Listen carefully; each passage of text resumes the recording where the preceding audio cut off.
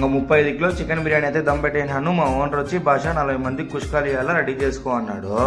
ఇంకా 40 మందికి కుష్క చేసేదానికి ఏమేమి కావాలో చూద్దాం రండి. ముందుగా ఆయిల్ 1 లీటర్ పోసుకుందాము. 1 కేజీ ఎర్రగడ్డలు అయితే వేసుకుందాము.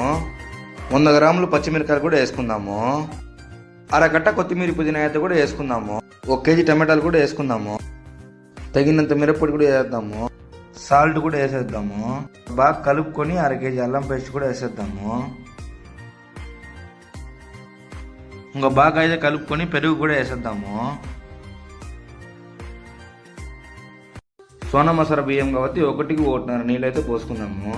ఇంకా లాస్ట్లో బియ్యం అయితే వేసుకొని కలబెట్టుకొని దమ్ అయితే పెట్టుకుందాము. ఇంకా 20 నిమిషాలు దమ్ పెట్టుకున్న తర్వాత అయితే ఓపెన్ చేసి చూద్దాము.